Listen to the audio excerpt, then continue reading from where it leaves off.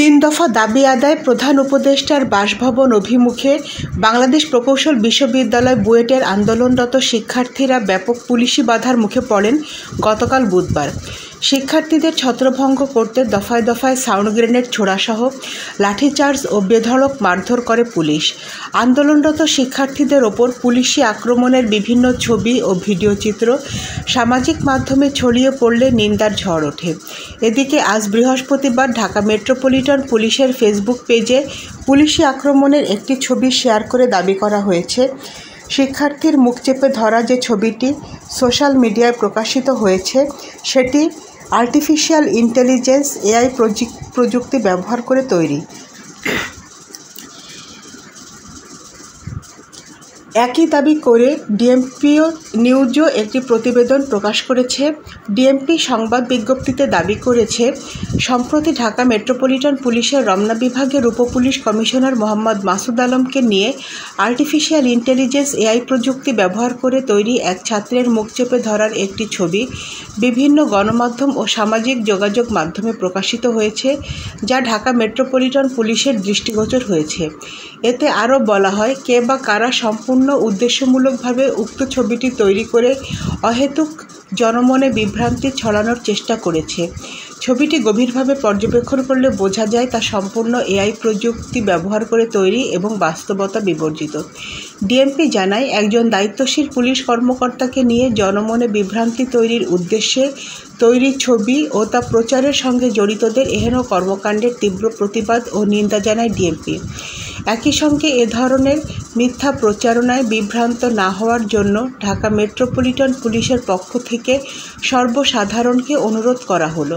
তবে ডিএমপি যে ছবিটি এআই বলে দাবি করেছে তা অসত্য, কারণ ছবিটি ইতোমধ্যে বিভিন্ন প্রিন্ট ও অনলাইন সংবাদ মাধ্যমে প্রকাশিত হয়েছে।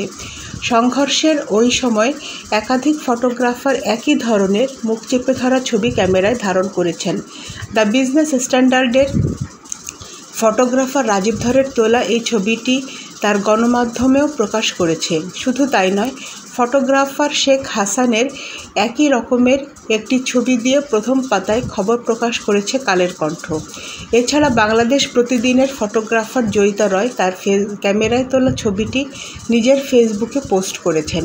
শিক্ষার্থীর মুখ চেপে ধরা ছবিটি প্রসঙ্গে যোগাযোগ করা হলে জয়িতা যুগান্তরকে বলেন, যমুনার দিকে যাওয়ার পথে হেয়ার রোডে ব্যারিকেড ভেঙে শিক্ষার্থীরা এগোতে থাকলে এক পর্যায়ে পুলিশ জলকামান ও সাউন্ড গ্রেনেড মারে।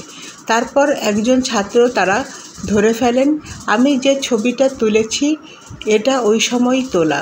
তিনি আরও বলেন, ওই সময় ডেইলি স্টারের অর্কিড, টিবিএসের রাজীব ধর, মানবজমিনের আবু সুফিয়ান জুয়েল সহ অনেকেই এই ছবিটি তুলেছেন।